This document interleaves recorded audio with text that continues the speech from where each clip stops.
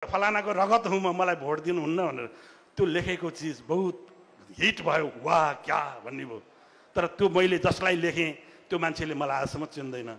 भगवान्लाई धन्यवाद छ कि उहाँसँग सँगै आमुन्ने सामुन्ने भएर एक कप चिया खान परेको पनि छैन, भगवान्लाई धन्यवाद। तर त्यो पेटी ठेकदार भने त्यही हो। मैले अर्काको कार्यकर्ताको पनि कार्यकर्ता भएर लेखेर बसिरहेको रहेछु नि त। हो, अब तपाईँहरू राजनीति गर्ने हो भने पेटी ठेकदारहरूसँग होइन, डफ्फावालालाई नै गएर पक्रिनुहोस् र हात मात्र भन्नुहोस्। अहिले युग एआईको युग हो, सोसल साइटको युग हो।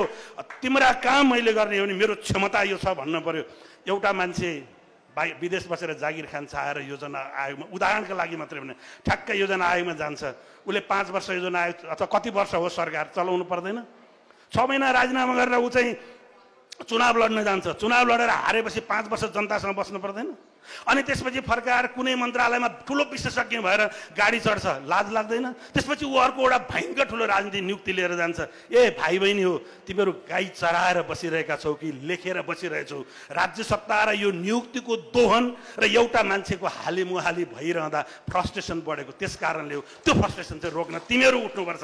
फेरि दोहोऱ्याउँछु, कसैको पेटी ठेकदार नबन, डफ्फेवालाहरूलाई पक्र र उनीहरूलाई भन म तिम्रा लागि केही गरिरहेको छु, मेरो क्षमता यदि छ भनेर आत्मविश्वासका साथ आफूले बोल। कोही भन्दैन वाला छैन, कोही जाँदैन। र अलि लामो बोलिसकेँ मैले, मलाई थाहा छ अब हामी लामो पनि भयो, जानुपर्छ। कुनै दिन मौका पऱ्यो भने फेरि बोलाउँला।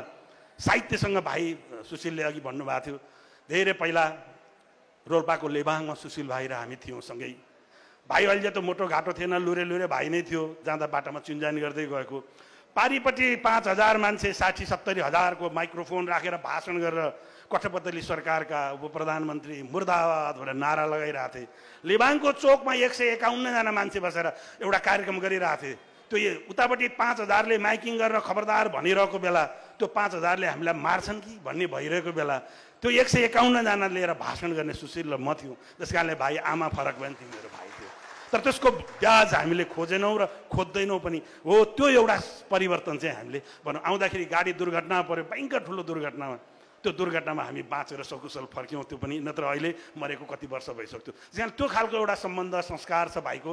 त्यो बेला भाइ जति नरम थियो, अहिले यतिका मान्छेलाई भेला गर्न सक्ने भइसक्दा पनि उसँग त्यो नरमपना अहिले पनि बाँकी छ। भाइले फोन गर्यो, दाइ यो कार्यक्रम छ भने मैले हुन्छ भने आएँ। तर हाम्रो चाहिँ सबभन्दा मैले अघि भनेको फ्रस्ट्रेसन असाध्य धेरै छ मान्छेमा, निराशा धेरै छ, कुण्ठा धेरै छ। तिनीहरूको निराशा कुण्ठा चिर्नका निम्ति केही गर्न जरुरी छ। तन्नेरीहरू हिम्मत छ भने कसैलाई अनादर नगर, कसैलाई गाली नगर, कसैलाई तितो नबोल, मैले यति बोले जस्तै कडा पनि नबोल। तर तिमी सूची बनाऊ। 46 को परिवर्तनपछि लगातार यो राज्य सत्तामा सफल वा असफल हिसाबले लगातार 46 को परिवर्तनताको 35 वर्ष जसले हाँक्नुभयो नि, ती नेताहरूको लिस्ट बनाऊ, 100 जनाको टप 100 र उहाँहरूको बारेमा एक पेज बायोडाटा लेख। एउटा 100 पेजको किताब बनाऊ र किताब बोकेर जाऊ र देऊ। भन तपाईँले यो मुलुक 35 वर्ष हाँक्नुभयो, तपाईँले यो मुलुकलाई असाध्यै राम्रो बनाउनु भयो। अब कृपया तपाईँहरू घरै बसेर अभिभावक हुनु, हामीलाई आशीर्वाद दिनु भन। शिर निहुरो पार अनि टाउकामा हात राखेर नमस्कार भन। ल एउटा फुल पनि देऊ, खादा उडाइदेऊ, बिरामीमा पनि औषधि किनिदेऊ। र तिम्रो आफ्नो पार्टी लाइन के हो म जान्दिनँ। त्योभन्दा माथिको टप 100 मान्छे जो 46 देखि हुनुहुन्छ नि, उहाँहरूलाई सप्रेम सादर बिदाई गर र त्योभन्दा तल्लो पुस्तामा झर। त्यो चाहिँ हुनेछ परिवर्तन। कि खाल्टामा जान्छ, बिग्रिन्छ, योभन्दा बिग्रिने ठाउँ छैन। के राम्रो हुन्छ, सुध्रिन्छ, त्यो आँट तन्नेरीहरूले गरेनौ।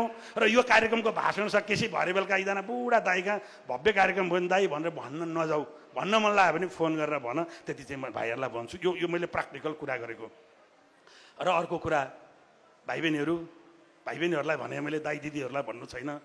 मैले अघि नै भनिसकेँ 10 वर्षको नातिनीको हजुरबाउ हुँ। र भाइ बहिनीहरू बहुत ठुलो महत्त्वाकांक्षा नराख्नुहोस्, समयले आफै हिर्काउँछ। रेड नेपालमा मेरो एउटा साथी थियो, घर तनाउ थियो। यो बाबा चुनावमा भोट हाल्न जान भनेको, मैले नगएर के हुन्छ भने उसको परिवार काठमाडौँमा भोटर सङ्ख्या 6 जना रहेछ। ए बाबा 6 जना छौ, जाऊ न भनेको ऊ जान मानेन, गएन। प्रदीप पौडेलले 5 भोटले चुनाव हार्नुभयो। अनि उसले चाहिँ थुक्क मान्यो। अनि उसलाई हामीले सधैँभरि गाली गऱ्यौँ। तर त्यो उहाँले निराशा थिएन, काठमाडौँमा आएर किल्ला तोडेर मन्त्री भएर। एउटा मन्त्री 3 घण्टादेखि सार्वजनिक समारोहमा बस्दा एउटा गालीको शब्द पनि सुन्नु नपर्ने कति भाग्यमानी मन्त्री यार हो। तपाईँ त्यो मन्त्री हुने गरी धैर्य राख्नुहोस्। हामी बिहानै हामी फास्ट मुभिङ खोज्छौँ, फास्ट मुभिङ हुँदैन। अहिलेको तन्नेरीको समस्या फास्ट मुभिङ खोजेका छन्, फास्ट मुभिङ नगर्नुहोस्। एउटा आमाले बच्चा पाउन 9 महिना लाग्छ, एउटा मकै एउटा कोदो फल्न 3 महिना लाग्छ। त्यो लामो हुन्छ। तपाईँ केरा जिन्दगी बाँच्ने कि कटुस जिन्दगी बाँच्ने? केरा यही वर्ष फल्छ, यत्रो ठुलो हुन्छ, यत्रो ठुलो घरी हुन्छ, छोडाउन नि सजिलो छ, खान पनि मिठो छ। तर कटुस, त्यो कटुस फल्न 10 वर्ष लाग्छ। खाना झुस फाल्नुपर्छ, फुटाउन कडा हुन्छ, भित्र मिठो हुन्छ। तर त्यो कटुस अरू 100 वर्ष बाँच्छ। तपाईँ 10 वर्ष धैर्य गरेर 100 वर्ष बाँच्ने कटुस बन्ने हो कि आजै जन्मेर आजै फलेर आजै मरिसक्ने केरा बन्ने हो? सोच्नुहोस्। आजका युवाहरूसँग केरा बन्ने चेतना बढी छ, कटुस बन्ने चेतना छैन। तपाईँसँग आत्मविश्वास हुन जरुरी छ। तपाईँले यो 10 वर्ष कतिवटा किताब पढ्नुभयो?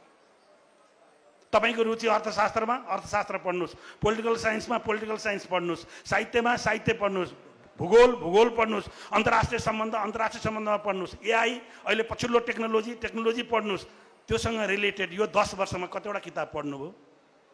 तपाईँले हर दिनको अखबारको हेडलाइन पढ्नु भएको छ कि छैन? भरे बेलुका सुत्ने बेला आजको मेजर टेलिभिजनले के न्युज लेख्यो तपाईँलाई थाहा छ? मेजर रेडियोले के न्युज बजायो तपाईँलाई थाहा छ? यो समाजको अन्तर्द्वन्द्व र पार्टीभित्रको अन्तर्द्वन्द्वको बिउ के हो तपाईँलाई थाहा छ? तपाईँले किताब पढ्नु भएन। अघि एकजना म्याडमले बिचारा कस्तो राम्रो बोल्नुभयो, तर उहाँले गणेशमान सिंहले गरेको परिवर्तन बाहेक र आफूले एउटा के खोलेको भन्दा उहाँका प्रति मेरो अनादर होइन, केही भन्न सक्नु भएन। नसक्नु ठुलो अपराध होइन, तर नसकेको जानकारी पनि हुनुपर्छ नि। तर तपाईँ अब पनि उहाँलाई नेता मानेर तपाईँ कति दिन हिँड्नुहुन्छ? यो काङ्ग्रेस भन्ने पार्टीका धेरै साथी हुनुहुँदो रहेछ। नेताका श्रीमती र छोराछोरीबाट काङ्ग्रेसलाई मुक्त पारेको दिन परिवर्तन आउँछ, त्यो भन्ने हिम्मत गर्नुहोस्। फेरि दोहोऱ्याउँछु, नेताका श्रीमती, माफ गर्नु होला, मलाई व्यक्तिगत रूपमा अघि नै भने, मलाई लिनु दिनु केही छैन। नेताका श्रीमती र छोराछोरीहरूबाट मुक्त बनाएको दिन काङ्ग्रेस आफै मुक्त हुन्छ, आफै स्वतन्त्र हुन्छ। अति भयो। स्वाभाविक हुने विकास उहाँहरूले भन्नुभएको कुरा छ। बाटो 200 मिटर कम हुन्थ्यो होला, 200 मिटर बढी भयो होला। टेलिफोन आफै आउँथ्यो होला, 5 वर्षपछि आउँथ्यो होला।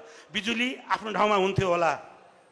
तर समयले ल्याएको विकासलाई सिस्टमले ल्याएको होइन। यो सिस्टम ल्याउने बेलामा निलम्बनमा परेर सिंहदरबारमा पुलिसले पुरै छामेर पठाउँदाखेरि मारिएको भए छोराछोरी भोकै सडकमै हुने रहेछन्। यो परिवर्तनलाई माया हामीलाई पनि छ, तर यो परिवर्तनले यो समाजलाई के दियो? काठमाडौँ हाकुपटासी र बुलिन कहाँ छ? तराईको झिझिया कहाँ छ? सोलुखुम्बुको सेब्रु कहाँ छ? डोटीको मेयर साहब तपाईँ यहीँ हुनुहुन्छ। तपाईँको भस्सो ढुसो मागल सहित धमारी फाग कहाँ छ? घरदौडा बन्देौडा कहाँ छ? पूर्वको चण्डी र पालम कहाँ छ? समलाबिटको त्यो बाजा कहाँ छ? काठमाडौँमा हाकुपटासी र बुलिन कहाँ छ? त्यो हो हाम्रो चिज। संसार परिवर्तन गर्नुहुन्छ, तर हाम्रो भाषा र संस्कृति परिवर्तन हो नि, भरे फर्केर आउँदैन। अघि भाषण गर्दा धेरै साथीहरूले हाम्रो कल्चर जोगाउनुपर्छ भन्नुभयो। तपाईँलाई सम्मान छ, कल्चर जोगाउनुपर्छ। तपाईँले संस्कृति जोगाउनुपर्छ भन्न त सक्नु भएन नि। तपाईँको जिब्रोमा कल्चर राखेर तपाईँ संस्कृति जोगाउने कुरा गर्ने, तपाईँलाई पनि खाइसकेछ समयले। मैले त्यसो भन्न पाउने कि नपाउने? आजभन्दा 212 वर्ष पहिला जन्मेको भानुभक्त, 212 वर्ष पहिला जन्मेको भानुभक्तले लेखेको, कि त शक्ति नभन्नु कि त बछिने दिन हो, क्या नभन्छन् यी भोलि हुँदैमा सब घर बितिगो बक्सियोस् आज झोली।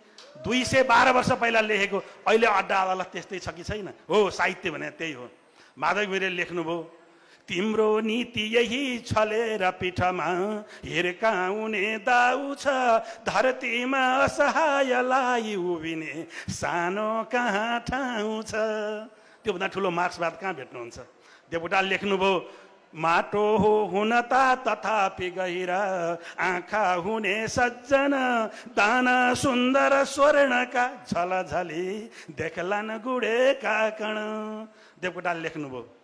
नवराल लम्सालले पनि लेख्यो द्वन्द्वको बेला, सधैँ टुट्ने फुट्ने सबतिर सदा अस्थिर हुने सधैँ आगो ऐया निरस कविता हरदम सुने नयाँ आशा भाषा नवरस लगाऊ प्रिय कवि निराशामा आशा अलिकति जगाऊ प्रिय कवि चुच्चो नाक परेको कालो अनुहार परे बाहुनको छोरा हुँ मेरो धरा महाकाव्यमा मैले लेखेँ एकै देश अनेक जात धर्म राई र लिम्बू महु साँच्चै धीर धिमाल वीर बलियो कोचेर मेचे महु राज्यै छैन र राजवंश भनिने त्यही राजवंशी महु गनगाई र सतार पूर्वतिरका पूर्वीय थारू महु प्रत्येकलाई म भन्न जरुरी छ चण्डी पालम गाउँदै रस भरे कोशी तरे पश्चिम सेतो सोलु पुगेर सेब्रो धुनमा चाखे हिमाली रंग तोङबा तान्न र टोक्न टक्क सुकुटी कहिले सिके खै कुनी सल्लेरी हिउँ फाटमा सगरको माथा उभेको मुनि आदि आदि सबै जात जातिका छन् भने त्यो मेरो दृष्टिकोण चाहिँ के भने यो देशलाई जोड्नुपर्छ भन्ने हो म पहाडको मान्छे म तराई लेखिरहेछु भन्छन् मध्य मधे सभा सुन खलो सम्मो तराई महु ऊर्जा उब्जनी जनकको राज्यस्थली राजा हुँ बत्ती झलमल झरझरा छ झिझिया फाटै खुलेको कति मै हुँ त्यो मन मोह मोह मिथिला उसका सयौं संस्कृति। बस अन्तमा भाइ बहिनीहरू तपाईहरुले नवरालम साल चिन्नु भएको छैन भने त्यो कुनै ठुलो कुरा हैन भेट्नु भएको छैन भने त झन् ठुलो कुरै भएन याद छैन भने ठुलो कुरा छैन तपाईका मोबाइलमा केही गीतहरू होलान् मैले लेखेको पुरानो फतेमानदेखि नयाँ अङ्कित लुइटेलसम्मको मेरा 500 गीत रेकर्ड भएका छन् त्यो गीतमा त तपाईका मोबाइलमा केही गीतहरू होलान् म निराशा र कुण्ठा आज जोसले रिसाएर बोले जस्तो देखिए पनि म निराशा र कुण्ठा चिर्नुपर्छ भनेर लेखिरहने एन्टी करेन्ट बगे जस्तो खालको लेखक हुँ। तपाईले हेर्नुभयो होला रामकृष्ण ढकालले गाएको गीत दिलको कुरा यो भाइ बहिनीहरुका लागि दिलको कुरा नगर दिल माया धेरै भयो सिसा चाहिँ फुटेको आगो पानी सँगसँगै बस्दैनन् जाति भयो तिमीसँग छुटेको गायक रामकृष्ण ढकाल। अर्को सुन्नुहुन्छ धेरै पल्ट हारिरहे आफैलाई मारिरहे अब तँलाई एउटा खबर पठाएर बाँच्छु छातीबाट तेरो तस्बिर हटाएर बाँच्छु त्रिलोक राणाले गाएको। अनि हारहरुमा हार्दिन म हार टेकेर बाँच्छु चोटहरूले च्यातिन्न म प्रहार टेकेर बाँच्छु। त्यो हिम्मत छ मलाई अघि बढ्न देऊ मलाई शिखर चढ्न देऊ बेसीबाट आफै उठ्छु भिरबाट लड्न देऊ। तन्नेरीले भन्नु छ म भिरबाट लड्न चाहन्छु फेरि उठ्न चाहन्छु माटो टकटकाएर फेरि हिँड्न तयार छु भन्नुहुन्छ। दुःख भयो आँसु भयो तर यसमै खुसी थप्नु छ रुनुहुन्छ होला नि बेला बेला आँसु भयो तर यसमै खुसी थप्नु छ जे पर्छ जिन्दगीमा सबै खप्नु छ। बस यति भन्न जरुरी छ। सुशील भाइ अलि धेरै गाली गर्ने कि क्या हैन। अनि यी सबैको सारमा तन्नेरीहरू हो आत्मविश्वास लुज नगर आफ्नो क्षमतामाथि विश्वास गर आफ्नो सामर्थ्यमाथि विश्वास गर अभिभावकलाई असाध्यै धेरै प्रेम गर असाध्यै माया गर तिम्रो सपना बाबुआमाको असफलताको मलामी नबनाऊ। एउटा मान्छे डाक्टर हुन सक्दैन र आफ्नो सपना छोरालाई डाक्टर बनाएर पूरा गर्न चाहन्छ भने तिमीलाई डाक्टर बन्ने रहर छैन भने नजाऊ। एउटा मान्छे इन्जिनियर हुन नसकेको आफ्नो असफलता छोराछोरीको आँखामा इन्जिनियर बनाउन चाहन्छ भने तिम्रो रुचि छैन भने नजाऊ। बाबुआमालाई सम्मान गर तिम्रो भविष्य निर्माणमा बाबुआमासँग नि विद्रोह गरेर निस्क। बिपी कोइरालाले भन्नुहुन्थ्यो म जन्मिँदा नि विद्रोह गरेर निस्केँ जीवनभर विद्रोह गरेँ। यति भन्छु।